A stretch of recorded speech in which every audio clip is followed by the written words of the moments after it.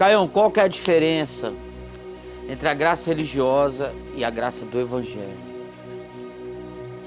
A graça religiosa é uma pergunta interessante, porque nem todo mundo sabe fazer a diferença. Eu estava lendo um pensador dois, 3 dias atrás, e ele estava dizendo da suspeição dele sobre todos os deuses que dão coisas de graça.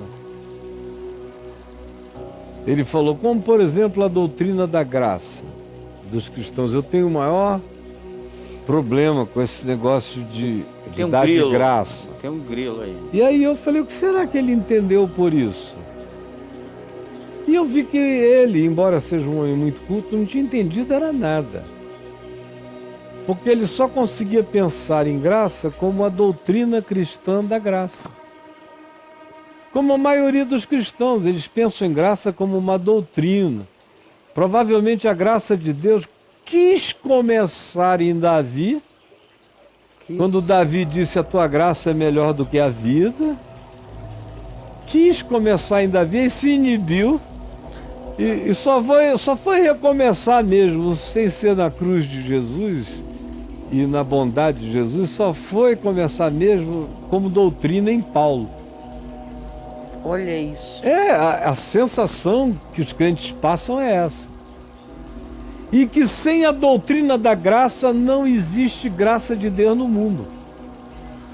E sem que você pregue e informe a doutrina da graça, não tem graça para ninguém. A graça é apenas uma informação a ser contada, mas não é a própria liberdade e o próprio amor de Deus, e Deus mesmo em ação. A graça parece que é uma quarta pessoa da Trindade. Você veja o nível da ignorância e da falta de percepção. Porque na realidade, graça é tudo que existe, né? Antes de ser qualquer coisa cristã, a graça é a existência. Ou seja, a graça, para nossa finitude ignorante e burra, começa pelo menos há 4,5 bilhões de anos-luz. Tá.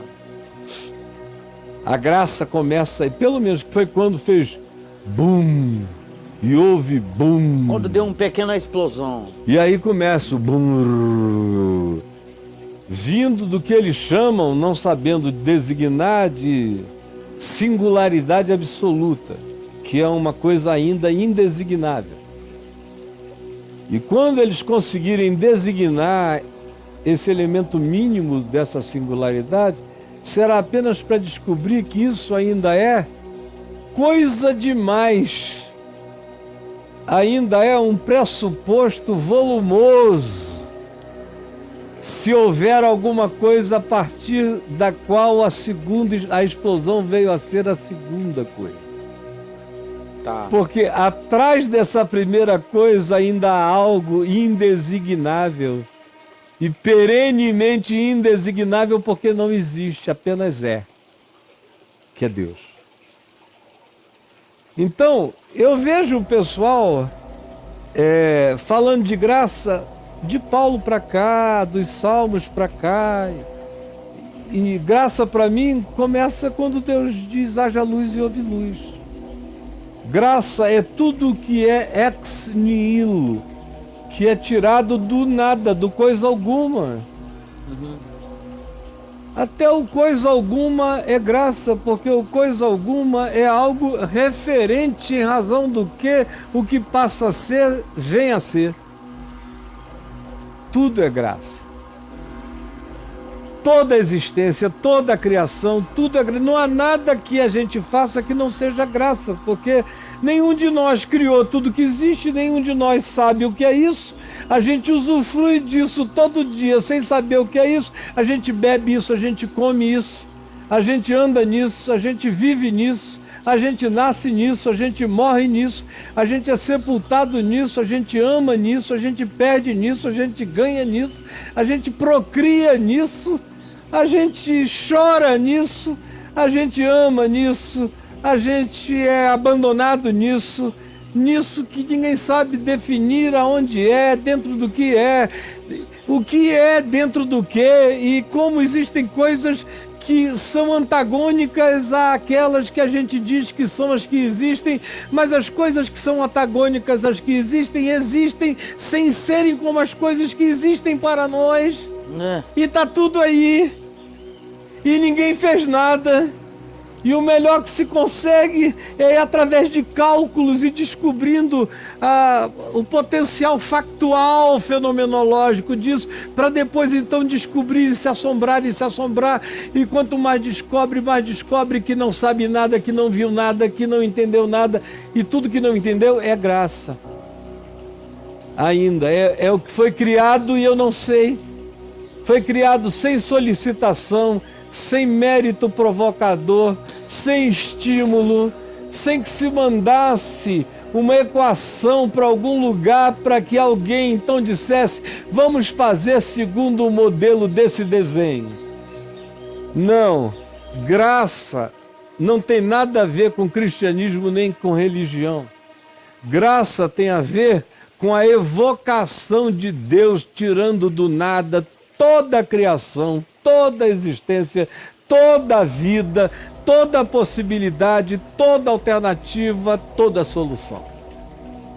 Aí, bilhões de anos depois, a gente começou a entender que tudo na vida é graça de Deus. Agora, o cristianismo pegou e fez disso um pacotinho, uma pílulazinha babaca, e deixou de enxergar que a vida é a graça, e que a graça é maior do que a vida, como disse Davi.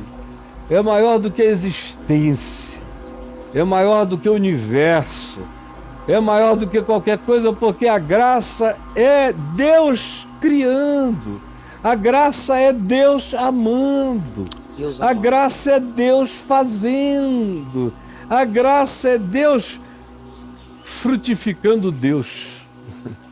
O universo é o fruto de Deus em todas as dimensões. Aí o cara quer reduzir a graça a Paulo e separar graça de Deus de graça comum, quando na realidade a inspiração para a graça de Deus é o amor comum de Deus por todos os homens, que faz nascer o sol sobre maus e bons e de chuvas sobre justos e injustos, de modo imerecido, portanto, por pura graça. Então, fazer a ciência é estudar a graça. Fazer medicina é estudar a graça. Mergulhar em todas as tabelas passíveis de cruzamento periódico químico e entender o máximo de variáveis possíveis é ir compreendendo os entrelaçamentos da graça. Estudar e entender história é estudar a história da graça, porque a gente que está estudando a história ainda está vivo. Se está vivo, sobreviveu. Se sobreviveu, é graça. Então não tem nada que não seja graça, porque Deus é graça, graça é Deus. Graça é o modus operandi de Deus na vida. E o povo fica querendo reduzir isso a uma doutrina, ou a um atributo divino. Um atributo. Se nesse anatomismo reducionista de Deus, graça é um atributo divino, me dá vergonha alheia. A gente pode dizer, na mesma medida que a gente diz que Deus é amor, a gente pode dizer que Deus é graça? É a mesma coisa, sinônimo. Na mesma pegada. É favor imerecido. Só faz favor imerecido quem ama. Quem ama. Por que eu trouxe filhos à vida e trago filhos à vida, mesmo sem ser pela via do útero, pela aceitação do coração, da evocação de amor? Por graça, eu não estou dizendo, bom, esse meu filho, quem sabe, vai nascer, vai ficar rico, poderoso, vai me sustentar. Eu nunca tive meio segundo de pensamento sobre o que qualquer filho possa me dar. Na realidade, brother, eu não tenho nenhuma expectativa sobre filho nenhum. Eu só tenho a esperança do que eu possa dar a eles. Então, em relação a eles, é só graça. Tudo que eles me trouxerem, eu espero que seja por lucidez, por consciência e por gratidão. Mas não por nenhum dever ou obrigação. Seja por consciência ativada e acordada e gratidão lúcida. Por tudo que recebem, por tudo que eu sou para eles, mas eu deles. Até isso que eu desejo, eu não desejo para mim, eu desejo para o bem deles, porque uma pessoa que recebe tanta graça e bem, como eu tento compartilhar com os meus filhos, e não enxerga nada, se torna um pobre coitado, miserável, cego e nu, porque não viu nada, não aproveitou nada. É assim como é na vida.